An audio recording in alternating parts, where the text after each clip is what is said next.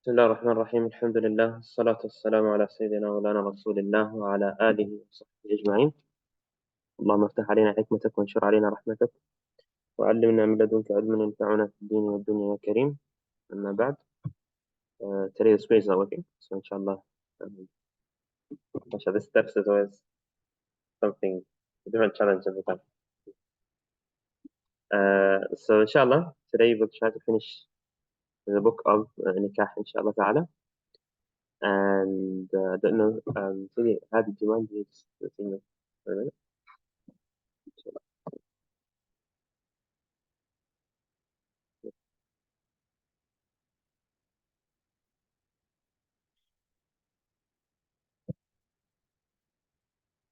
Um, Alhamdulillah, there's not too much left, alhamdulillah. Inshallah. After that, we'll talk about divorce, and then we'll go back to talking about some other matters related to nikah, inshallah. So a few more classes, inshallah. Uh, before we talk about today's class, there's a few matters that raised after the last class from the questions. So I thought it's good that we address them, inshallah. The first thing that one of the brothers asked, and I thought it was actually very important to speak about this with everyone, is the topic of engagement. So we said that engagement exists in Islam, and the reason of engagement is that a person cannot ask for the same person once they officially ask for without their permission, without the first person who asked permission. Now, so the Islamic engagement has a few rules that are very important to pay attention to, and that's it. There's not too many details around it, which means there's a difference between what we know as engagement today and Islamic engagement. So a lot of the aspects of engagement today are extra things, cultural things that don't have anything to do with the Sharia. As long as they don't go against the Sharia, then it's fine. Now, like I said, most of the matters around engagements, they fall into what is known as al-adat. Adat means customs that people are used to. And as we know, the general ruling related to adat, to customs, to things that are not acts of worship, is that they are permissible as long as they don't go against the Islamic boundaries and the Sharia. So as long as there's no crossing of boundaries, so there's no haram that happens, there's nothing that goes against a clear Islamic ruling, then it doesn't really matter how people do these things. Now, after the engagement, what about the communication that happens between the two parties, between the two engaged people? Okay, so like we just mentioned in the last class, the relationship between males and females, whether they're engaged or not, is the same as until they're married. So speaking, mixing, things like that, the same boundaries we stand by before nikah, before engagement, are the same ones we have after engagement. And just a reminder that the closer, some things can be doubtful, okay? The closer the two parties are to Allah Ta'ala before the marriage, the more barakah they have in the marriage afterwards, inshallah. It's very important to keep that in mind. The last thing we should address is a lot of people use the word mixing, but in fiqh it's better to use the word khalwa. Okay, so one thing that we have to be aware of is something that is haram, which is known as khalwa. Khalwa means to be alone. Okay, to be isolated. And many ahadith tell us that it's haram for a khalwa to happen between a man and a lady. What does that mean? So the Prophet ﷺ says in the hadith, and this is the hadith of Ibn Abbas, narrated in Bukhari and Muslim, he says that a man doesn't seclude himself with a woman in an area, except or should not seclude himself with a woman, except that there is someone else with them. Okay, except there is someone else with them. In the other narration, if a man and a woman are alone, the third one is shaitan. Now, the definition of khalwa, according to fuqaha, is for a man to be alone with a woman who is not married to him, nor mahram, in an enclosed area. Okay, in such a way that the third party is unable to see them or to enter, meaning that they would be cautious before entering. They would have to ask permission. Okay, so that could be it could be a bedroom, it could be even if we say there's a workplace, there's offices in the workplace, and then there's a small room on the side where they store mops and cleaning items. Okay, if two colleagues were to go into that room and lock the door, that would be dubious. That would be somewhere that people wouldn't enter for no reason. Yeah. So somewhere that people would find doubtful, people might think bad about them if they were there, that would be considered khalwa in Sharia. That would be considered khalwa. So that's the main thing that we have to be aware of is khalwa, that we don't fall into khalwa, which is being in a closed area that people would need permission to enter or wouldn't enter while they're not married.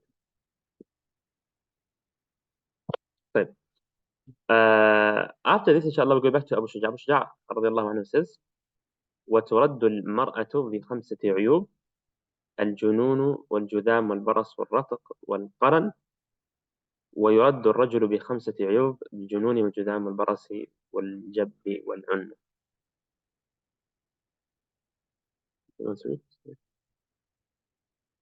Spousal defects committing annulment. A woman can be rejected because of 5 defects. Number 1, insanity, leprosy, vitiligo, and vaginal constriction because of flesh, or because of burning. A man can be rejected because of 5 defects: insanity, leprosy, vitiligo, a severed penis, or infertility. Okay. Now, Abu Shuja, after talking about the main rulings of marriage, has gone into the things that make it permissible for the other side to basically end the contract. So, not for divorce. He's not saying divorce, yeah? He's saying to end the contract. All right, so basically, the other side can go to the Islamic judge and say, Bismillah, I have one of these reasons, 1, 2, 3. Now I want you to end the contract. Finish it. Khalas. Okay? So you don't have to go to the normal process of divorce with these things. Okay? So they're very specific illnesses and things that affect the other side severely. So these defects that can affect the marriage in the way that each side has the choice to terminate the contract, there are 3 types. One of them is specific to the husband, the other one is specific to the wife, and the last one is things that are found in both sides, that can be found in both sides. So there's defects that can be found in both sides that affect the marriage, defects that can be found in the husband, and defects that can be found in the wife only. Okay, there's other illnesses, okay, that a person might not be able to live with, and there's ways out of the relationship if it needs to be done. Like, for example, a man might need to divorce in some cases. A lady might need to ask for khula, to be separated in some cases. That's not what we're talking about now. We're talking about specific defects that the Sharia has allowed, if someone finds this in their partner, to immediately terminate the contract. Okay. So, yes. So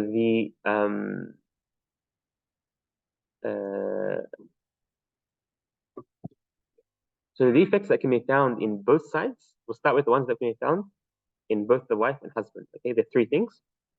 And if one of these is found in the other partner, the partner can immediately terminate the contract. The first one is what he says, junoon. Okay. Junoon can be insanity or mania or something like that. Basically, a loss of mind. So the person loses their mind, goes out of their mind. The person, in some situations, becomes crazy, basically, even for a specific period of time. Okay. So our scholars say, even if this comes and goes, they lose their mind every now and then, but it's not ongoing. You still have the right to do that. You still have the right to go back in the contract. Also, even if they say the insanity can be cured, you still have the right to terminate the contract. Why? Because it's something severe.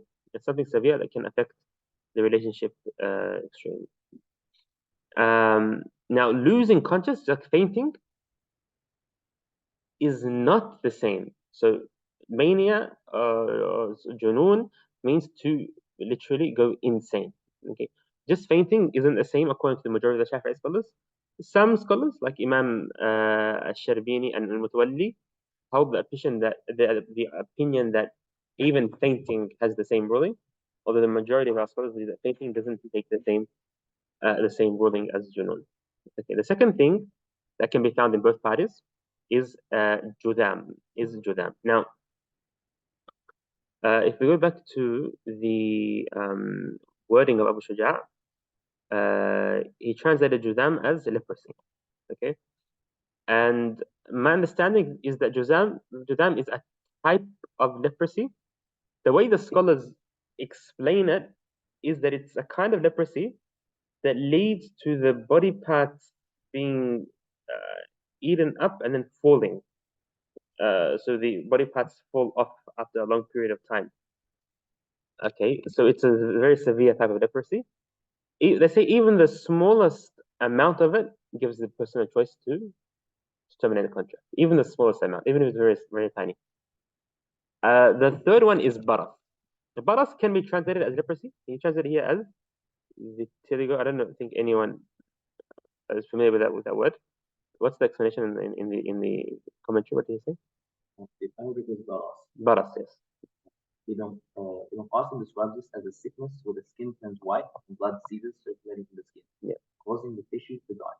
This is not the same as Baha, where the skin changes color without loss of tissue, lack of pigment in and of itself to die. Yeah, so baras, I think it's also a different type of leprosy in English, like I said. And the way our scholars explain it is like he just said, that the skin, the color of the skin is eaten, and then the flesh underneath the skin is also eaten. Anyway, it's some type of leprosy, and also the smallest amount of judam also gives the other partner the right to terminate the contract. Now, defects that are specific to men are two. There's two that are only specific to men. The first one is, he says, what Abu Shuja, rahimahullah ta'ala, says as al-jab. Al-jab is to not have the male part at all. So it's cut off, basically. It doesn't exist. And that's very clear that if a person marries someone and finds out that they don't have that part, then they have the full right to delete the marital contract. The second is al-unna. Unna basically means chronic erectile dysfunction. The person is not able to be intimate. Okay, so not that the person has a weakness, but it's chronic. The person, has an ongoing issue. These are both reasons that the contracting is related. The specific defects for women are two. They're both similar. The meaning of them is that the area of intimacy is blocked, basically. Okay. One is known as a rataq, which means it's blocked by flesh. The other one is qaran, which means it's blocked by a bone. I think it's something very rare, of course, but these are things that the scholars mention. If one of the partners finds either of these in the other, then they can immediately terminate the contract. Other things, like I said, there's still a way out of other problems that are very difficult, but this is something that a person can immediately go to the judge and get an agreement straight away. So according to the majority of our scholars, it's a condition to go to the qadi, to the judge, and the qadi is one who separates them. Some of our scholars, it could be understood from what they say that you don't need a judge to do it, but the majority of scholars say it's safer and it's better to go to a judge to do this. Anyway, these are some things in fiqh that are mentioned to be major defects, and there's other things that are defects, but these are the things that a person can immediately go to. Do the Shafi'i scholars have anything to say about whether the inability to conceive in a woman is that considered a defect? Yes, so she can't be pregnant. Yeah. So not being pregnant, it's a defect, but it doesn't prevent the original intimacy to happen. So intimacy is one of the key elements of marriage, any marriage. So if intimacy is not possible, then that's when. Yeah. So the husband cannot use that as a reason for annulment. The husband has divorced, for example, has other things, marry someone else if he can have a kid. There's other things that a person can do, but not to just terminate the contract like that. These are the things that scholars mentioned that could be into. So even other illnesses, for example, some people have other complicated issues with their their bodies and stuff. All the other issues are not considered reasons for a person to immediately terminate the contract. You have to go through a different process if you wanted to do so. Okay. Anyway, after that, Abu Shuja, rahimahullah, goes on to talking about dowry and mahr, which is the main topic for today, inshallah. He says, فصل ويستحب تسمية المهر في النكاح فإن لم يسمى صح العقد ووجب المهر بثلاثة أشياء: أن يفرضه الزوج على نفسه أو يفرضه الحاكم أو يدخل بها فيجب مهر المثل وليس لأقل الصداق ولا لأحد، ويجوز أن يتزوجها على منفعة معلومة ويسقط بالطلاق قبل الدخول نصف المهر. For wife's marriage payment, it is recommended to state the amount of the marriage payment in the contract. If it is not stated, the contract is valid and the marriage payment is determined by one of three things. A. The husband obligating himself to a specific amount and she accepts. B. The judge obligating a specific amount. Or C. The consummation of the marriage, in which case what similar women get becomes obligatory. There is no maximum amount for the marriage payment, nor is there a maximum limit. It is permissible to marry a woman using a known utility as the marriage payment. The marriage payment is reduced by half if the husband divorces her before consummation. Okay, so these are the main rulings of the mahr. First of all, mahr or sadaq or sidaq, dowry, these are all names for the Islamic dowry. Okay. What's a dowry? What's mahr? The definition of mahr is that it's a name of an amount of wealth that is compulsory for a man to give to a lady for one of three reasons. One of three reasons. There's three reasons for it. The first one is marriage. Okay, the first one is marriage. So a person marries someone else. They consider the marriage is complete. They have to pay the mahr sooner or later. Even if they pay it after 10 years, but they still have to pay it. It's compulsory because of marriage. The second reason a mahr could be compulsory is what's known as Nikah al-Shubha. Nikah al-Shubha means that intimacy happens between two people basically by mistake. What does that mean? Meaning, for example, that they thought they were married and then they seem to be a problem in the contract, for example. Or a person by accident was intimate with other than their wife and they thought that was their wife, for example. something like this happened. So a person didn't intend to do haram, but was intimate with someone at the same time.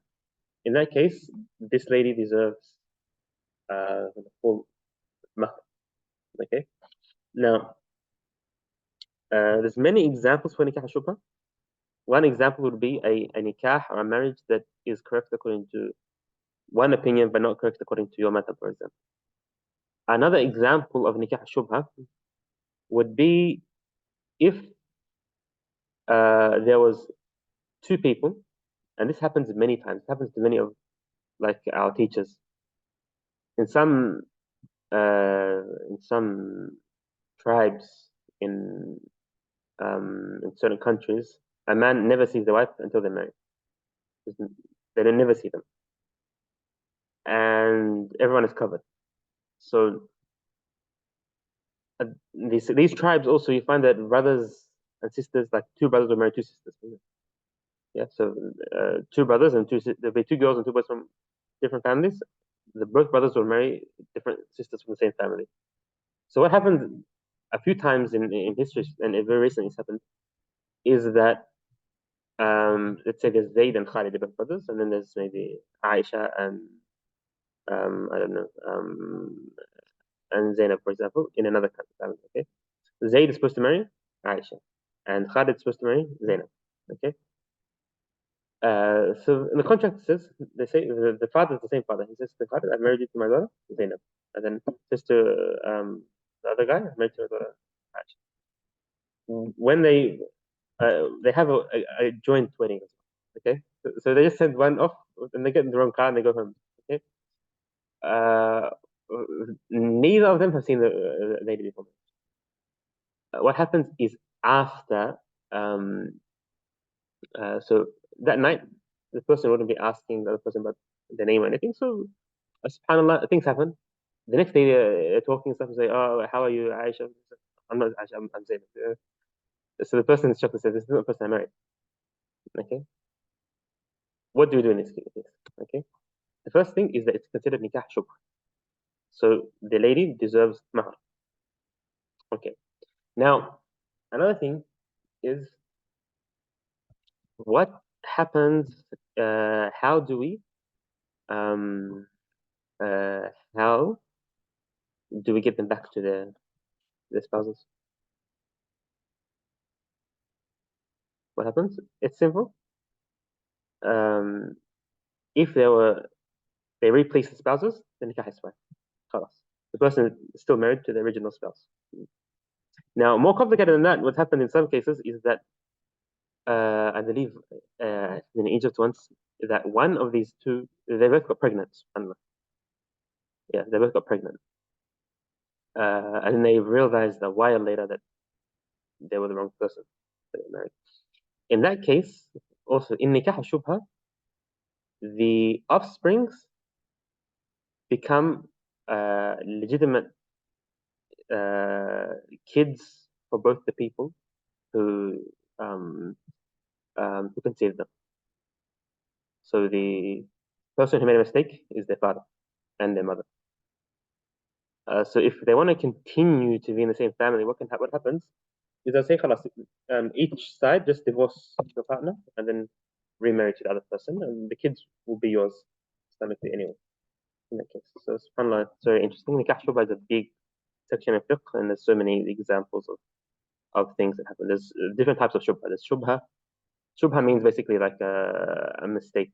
Okay, there's a mistake that comes from the way the nikah is conducted. There's a mistake that comes from not thinking it's the wrong person. There's shubha that comes from like there's different reasons of shubha. They mentioned there's 3 or 4 reasons, and shubha tariq, shubha al-madhab, shubha other things. They're all examples for mistakes that happen in nikah. Anyway, so marriage, nikah shubha, or the death of one of the parties that the nikah, after the nikah contract. The contract happens, then one of the parties dies, khalas. The nikah is the mahr must be paid to the they must be given the mahr and then it's distributed between the inheritors.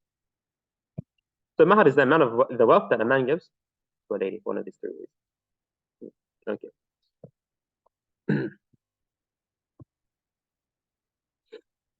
Some of the rulings regarding mahar in Islam.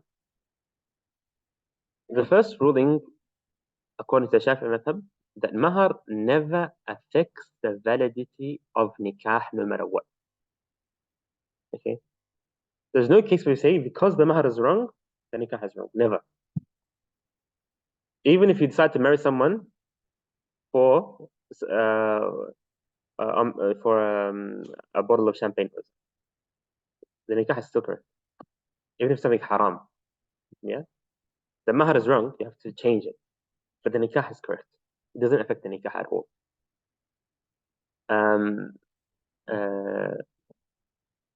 So like I said, even if a haram mahar is prescribed, it doesn't affect the nikah, although another mahar must be given in place of that mahar. So the mahar is batil, it's wrong, but the nikah. This is not like buying and selling. We're saying buying and selling, when one of the items are wrong in buying and selling, the whole bay'ah, the whole transaction is wrong. Yeah, why? In fiqh, there's two types of transactions. One type is called al-mu'awada al-mahdha, okay? And the other one is mu'awada ghayr mahdha. So basically, mu'awada mahdha is when the contract relies on the item that is given. So if the item is given has a problem, the whole contract isn't. Nikah is one of those contracts where it's not mahdha, one of those contracts where the contract does not rely on the item that's given. Nikah is about two sides agreeing to marry each other. The mahar is a third thing inside the contract. Yeah, it's not, you don't marry a lady doesn't just marry you just for the mahar. Yeah, she marries you with a contract other than the mahar, and then the mahar is given. It's compulsory to give. But if there's a mistake in the mahar, doesn't mean the whole contract is wrong. So, like we said, the mahar is not the main reason people get married, and that's why if there's an effect in the mahar, it doesn't affect the actual nikah, the actual marriage. It's the first thing. Now, there's no minimum mahar requirement according to the Shafi'i madhab, nor is there any maximum. Okay, so if someone wants to marry someone for 5 cents, you can. If someone wants to marry someone for $5 trillion, they can. Okay. There's no minimum, there's no maximum. Yes. Also, the same thing. It can be not from wealth. For example, in the Shafi'i madhab, it can be memorizing the Quran. Yeah, I'm going to teach you this surah of Quran. And the Hanafi madhab doesn't work. Yeah, but in the hadith, the Prophet ﷺ is a man who wanted to get married. Okay, and the Prophet ﷺ does lady then. He said, Rasulullah, marry me to this lady. And the Prophet ﷺ, he could accept people for marriage from the other person, but he could marry people of other people instead of their walibas. He had the power to do that. So the Prophet ﷺ said, okay, give her a mahar. He said, I've got no money to give. I can't get money. So the Prophet said, get anything. He said, look, there's nothing to give. The Prophet said, give her even a piece of metal, like something, maybe a coin or something. He said, I can't even find that. So he said, you know what? All I have is the clothes that I'm wearing. That the one that you wrap around the bottom of your body. You're very big. So he said, if I cut it in half, I can tie it onto myself and give her the other half. So the Prophet said, there's no need for that. He said, if you're not wearing it properly, then if she's got it, they're not going to be wearing it. It's not going to work. He said, okay, you memorize Quran. He said, I memorize, not the whole Quran, but I memorize a few surahs. He said, khalas. You marry her according to teaching her these surahs. So in the Shafi'i madhab, even teaching Quran could be in. Now, although there's no minimum requirement, it's sunnah and mustahab in the Shafi'i madhab that you don't go less than 10 dirhams. 10 dirhams. Okay. How much is that? So dirhams will be silver. Yes? Dirhams will be silver, dinar will be gold. 10 dirhams is 28 grams of silver. 28 grams So how much of that in dollars? 28 grams. Pretty small amount, not much.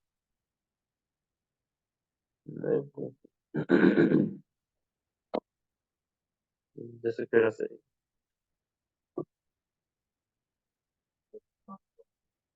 $39. So it's sunnah not go less than that. Why? Because Abu Hanifa rahimahullah says that's the minimum. Okay? Again, we don't say it's a sunnah to give that amount. No. We're not saying that. But to not give less than that. So some cultures say $1 or $1 riyal or something. Yeah. It's better that they don't go less than this because according to Abu Hanifa, that's the minimum. And like we said, if it's different to the fuqaha, you shouldn't go less. And it's also recommended to not go beyond 500 dirhams, okay, which is 1,487 grams of silver. I think it's around $2,090, something like that. Yeah. According to the rules of fiqh, it's sunnah to go beyond that. Unless there's a reason to go beyond that. But that's okay. After that, he says, rahimahullah ta'ala, فصل والوليمة على العرس مستحبة والإجابة إليها واجبة إلا من عذر. The wedding feast. A feast for the wedding is recommended. It is obligatory to answer the invitation unless one has an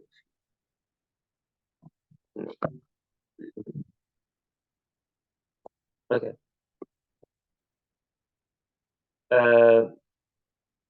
Inshallah, we'll read a little bit from one of the explanations of Abu Shuja, written by Imam Taqi al-Hisni, rahimahullah. He summarized the walima very nicely, inshallah. So, what's the ruling of having a walima? What's a walima? The feast you have. So once you get married, you have a feast. Okay. One position inside the Shafi'i madhab is that it's compulsory for everyone to have a walima. You have to have a feast. You have to feed people. Okay. And this is built on the hadith the Prophet told Abdul-Rahman, even one of the Sahaba got married. The Prophet didn't know. He saw him dressed up and stuff. He said, "What happened?" He said, "I got married." He said, "Make sure you feed people, even if it's just one sheep, but make sure you feed." And the Prophet, even he got married when he was traveling, he still had a feast. So it's sunnah that no matter if it's small, but there's some type of feeding that happens every time a marriage happens. Now, there's many other, of course, proofs for this, but that's the first opinion. Now, according to the majority of Shafi'i scholars, it's not compulsory. It's sunnah. So Imam al-Kasni, he says that the Adhar, the more famous opinion, the correct opinion inside the madhab, that the school goes with, is that it's mustahab, not wajib, to have a walima. Imam Nawawi also mentions this in his books, and he says the correct opinion of both is that it's sunnah, it's mustahab to have a walima, but it's not compulsory, it's not wajib.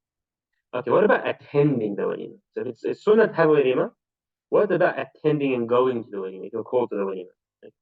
So Abu Shuja just says now, it's compulsory to attend. Compulsory to attend if you're called, even though it's not supposed to have one. But if you are called to a walima, it's compulsory to attend. And then, of course, unless you have an excuse, there's certain excuses mentioned that if you have an excuse, you don't have to. This is also one of the two opinions. It's the most famous opinion that it's compulsory to attend a walima if you are called to the walima. The Prophet says in the hadith, شر الطعام طعام الوليمة يمنع من يأتيها ومن يأتيها ويدعى إليها من يباها ومن لم يجب الدعوة فقد عصى الله ورسوله. The worst kind of food is the food of the walima. Why? It is prevented from people who want it, who need it, and people who don't want it are called towards it. And whoever rejects the call to a walima has disobeyed Allah Ta'ala. So the hadith is pretty clear that it's compulsory to attend walima unless there's something haram there or there's a reason that you don't attend. It's okay. Now another hadith, Prophet says the worst kind of food is food of walima. The rich are invited and the poor are ignored. So it's better if in our walimas that we invite people who are not so rich. And he who does not answer has disobeyed Allah Ta'ala. Now, this is all specific to the walima of the nikah, that someone's getting married, not to any other invitation. So someone has a dinner party at their house, or invites you to eat for some other reason, it's not compulsory to go. Compulsory to go to the food of a wedding. That's the only one that's compulsory to go to. And that's according to most of the scholars and most of them are that. The walima, they believe, is specific to wedding food, to marriage food, not to any general invitation. Although you shouldn't reject any invitation unless there's a reason. There's many reasons that make it permissible to reject. Okay, especially if it's not a wedding. For example, someone's gonna make you stay up all night. You're gonna miss Fajr. You're gonna miss compulsory things. You're gonna be affected. Those kind of gatherings can be very draining and very taxing. Walima should be simple. Ibn Umar radiallahu anhu, he would go to a walima when he's fasting. Okay, he'll be fasting, and he wouldn't eat. He'll say, "I came to accept the invitation, and we're not going to eat. I'm fasting for us." So the main thing is that you show your face, that you say "Assalamu alaikum," you greet them, you don't have to stay for all day. If you go to a walima and there's so much haram going on, خلاص, you say "Assalamu alaikum," and then you can't prevent the haram, leave. You don't stay for if there's anything haram that you can't prevent, you can't stop. So, like I said, there's many reasons not to go to the walima, even if it's a marriage walima. And the reason the scholars mention is usually a physical reason or a financial reason, or that haram things are present at the gathering, like alcohol. And usually gatherings like that, it would be haram to attend, not even not sunnah but haram. As Imam Nawawi also says, فَإِنْ عَلِمَ أَنَّ عَيْنَ الطَّعَامِ حَرَامٌ فَلِمَتْ إِجَابَتُهُ. If you know that the food being served is haram, then it's haram. If anything served is haram, then it's haram. So, okay. If there's going to be pork served or alcohol, something like that, then you don't attend these gatherings. Also, they say that sometimes marriages or walimas go on for 3-4 days. In Albanian cultures like that, there's 3-day weddings, 3 days of food. The scholars say that if a person answers the invitation for 3 days, they don't have to go the first day. They don't have to go the first day of the 3 days. If the invitation is from a non-Muslim, Imam Ibn Hajar al-Haythami says in Tuhfat al-Muhtaj, as for the invitation of a dhimmi, it's not obligatory to accept it, rather it's sunnah. And if by doing such that will become that will bring the person close to Islam, or if they're your neighbor, then it's recommended that you attend, that you build ties with them, but it's not compulsory. Okay. Abu Shuja, actually, just before this, there's a few things we left out, I think. In the Mahar, we'll go back and read the wording of Abu Shuja. He says, the first thing he says, it's sunnah, فصل ويستحب تسمية المهر في النكاح. He says that it is recommended to state the amount of mahar, of dowry, in the nikah. So while the nikah is being done, it's not compulsory to mention how much money is being given. Okay? It's not compulsory to mention it. But it's sunnah, it's recommended that it's mentioned. So you say, for example, I marry this person according to 1,000, the book of Allah Ta'ala, Sunnah Prophet, and 1,000 Australian dollars, for example. Okay? So you mentioned the nikah. If it's not mentioned, the nikah is still correct. It doesn't affect the nikah, but it's good to mention it for many reasons. One of the reasons is that in a lot of cases, people can fight. There can be an argument. They can differ about the amount of nikah. This way is very clear to everyone. Another thing is that if the nikah is agreed upon or is not agreed upon and not mentioned, so we don't know anything about it, then it will be compulsory for the person later on to give the lady a mahar, and this can be something that they differ upon. If intimacy happens and stuff, and they conceive the marriage, then he gives her, for example, the amount that other people in her situation in the state get. If he gives her less, she can refuse. So it's good to mention the amount of nikah and to agree upon it before the wedding, and then also mention it in the nikah to avoid problems. If it's not mentioned, the contract is correct. It happens. It goes ahead. But then the specific amount the man has to pay differs according to three things. If the man says, "Khalas, I didn't mention a mahar, I'm going to now offer you a certain amount. I'm going to give you this much." And if that amount, like you said, is less than what other ladies would get in her situation, then she can refuse, or she can ask for more. If it doesn't work out, the Islamic judge can come in and he can make a specific amount and tell the man to pay that amount. If none of this happens and they conceive the marriage, then, like we said, the same mahar that other ladies would get, similar to her situation, she needs to get. He then mentioned that there's no limit to the maximum or minimum nikah, and that mahar can be given even with things that are not physical. And he said, if two people separate before the marriage is, before the consummation of the marriage, so the contract is done, they're halal, but nothing happened yet. Before they went home, what happens? They got into an argument and they divorce. Many times, it happens a lot, yeah, that they divorce before even going home. A huge fight happens on the day of the wedding. Huge fight, and khalas. Yeah? That happens, and the man hasn't given her the mahar yet, then he only has to give her half. He only has to give her half the mahar. That's mentioned in the Quran. In Surah Al-Baqarah, وَإِنْ طَلَّقْتُمُوهُنَّ مِنْ قَبْلِ أَنْ تَمَسُّوهُنَّ وَقَدْ فَرَضْتُمْ لَهُنَّ فَرِيضَةً فَنِصْفُ مَا فَرَضْتُمْ. If you were to divorce your wife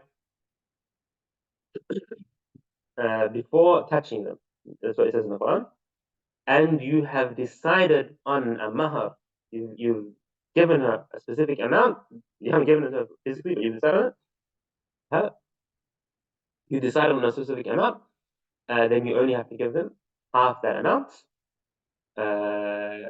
unless she forgives you, so she says, I don't want anything, okay, or the other side forgives, and of course, forgiving each other is better. You give her the whole thing, or she forgives you. And if each side they give up what they want as a charity to others, or as a being generous and kind to others side, then it's better than everyone just asking for their rights.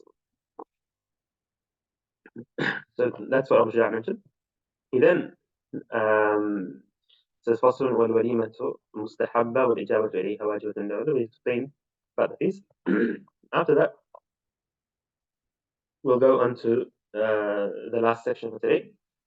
The last two sections. Abu Shuja says, فصل والتسوية في القسم بين الزوجات واجبة ولا يدخل على غير المقسوم لها لغير حاجة، وإذا أراد السفر أقرع بينهن وخرج بالتي تخرج عليها القرعة، وإذا تزوج جديدة خصها ب7 ليال إن كانت فكرة، ب3 إن كانت طيبة.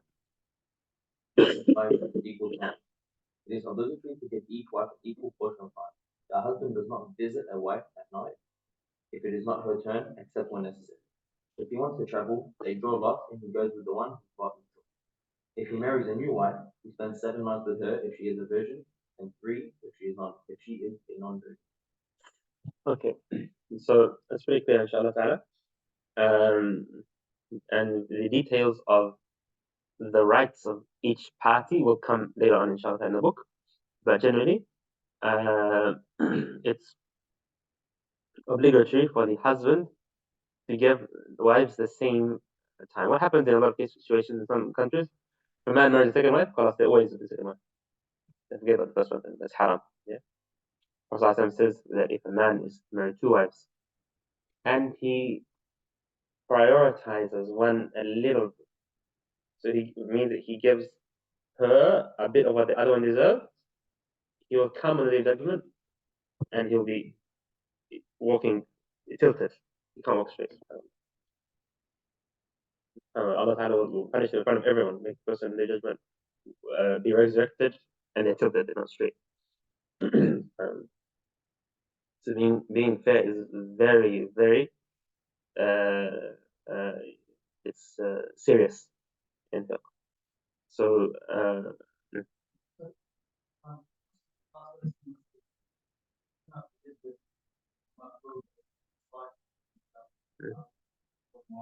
yes, yes, yes. So according to our scholars, anything that is sunnah to do, to not do, it's makruh to do. So it's you get rewarded by not marrying such a wife if you don't need to. That's the ruling. You get rewarded by it if you don't marry, because Allah Ta'ala, you're preventing yourself from falling into something like this, from falling into injustice. Allah Ta'ala says, وَإِنْ خِفْتُمْ أَلَّا تَعْدِلُوا فَوَاحِدَةٌ وَمَا ذَلِكَ أَدْنَىٰ أَنْ لَا تَعْدِلُوا. Allah Ta'ala says that it's permissible to marry 2, 3, 4 wives, and if you're worried not to be just, marry 1. He then says that's closer. Okay, that's closer to not falling into haram. Allah Ta'ala is telling us, by the way, this choice is the safest. Imam Shafi'i said, because of that last part of the ayah, Allah Ta'ala, if He just said, if you're scared not to be just, marry 1 wife, then the ayah doesn't really tell us. But in the ayah, there's an extra part of the ayah that tells us that Allah Ta'ala is telling us that this is the safest thing to do. Then the scholars say it's recommended to only stick to 1. That's also the Hanbali madhab as well, not only the Shafi'i madhab. The Hanbali madhab, that it's I don't think they go to the extent saying makruh, but they say it's better to marry one wife who is not related to you. So they say 1 wife who is not related. They say 1 wife is not related to who doesn't have a mother. That's what they say in Hanbali madhab, in all their books.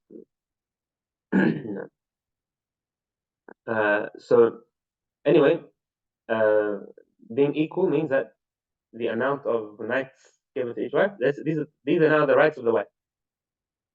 Every wife has to have the equal amounts of nights and other things as well that will come inshallah. Now, then he says, if you want to travel, what happens? How do you choose who's going to come with you, who's going to stay back? So the Shafi'iyya took the ruling mentioned in the screen from the hadith of the Prophet sallallahu alaihi wasallam. Whenever he wanted to travel, he would get a like straws or something, okay? To get some, and he would get let wives randomly pick, and whoever's straw came out correct would be the one who travels with him. This method of choosing is mentioned in the Quran as well. Allah Ta'ala mentions in the Quran about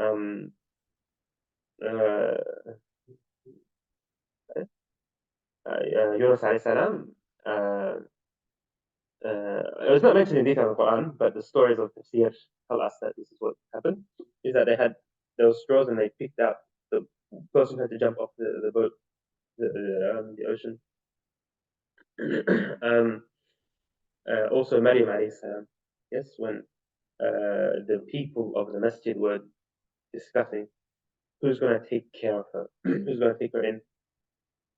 who's going to be the one who always takes care of her whole life? Sayyidina Zakaria had the honor of taking Sayyidina Maryam under his care. So anyway, the Prophet used to use these 20 bars. Who would travel, he would then choose, and then he would draw a lot, and then whoever wins travels with supplies.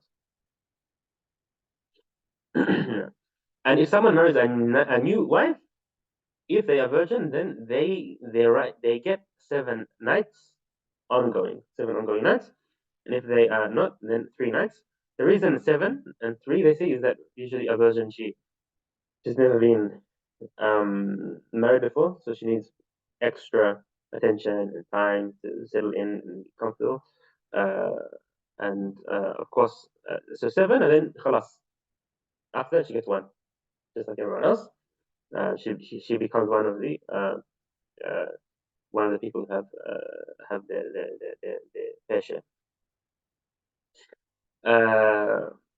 And he then says about disobedience. He says إذا خاف نشوز المرأة وعظها فإن أبت إلا النشوز هجرها فإن أقامت عليه ضربها ويسقط بالنشوز قسمها ونفقتها.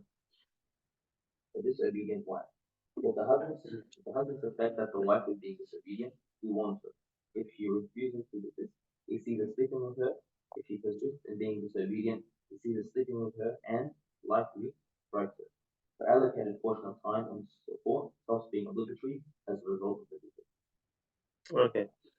I'm not sure I have enough time to explain this last part of the ruling, but basically, okay, we'll leave it to next class, inshallah, because there's a lot to talk about disobedience and a lot of misconceptions around that and what it means. And is there's any disobedience, any argument in disobedience? No. There's any conflict in disobedience? No. There's a lot of things that we'll tackle. So inshallah, we'll leave it to next class, because I have another commitment to run through, inshallah. Inshallah, any questions even in the chat, we'll address them next week, inshallah. I will need to leave for something that I'm very late for.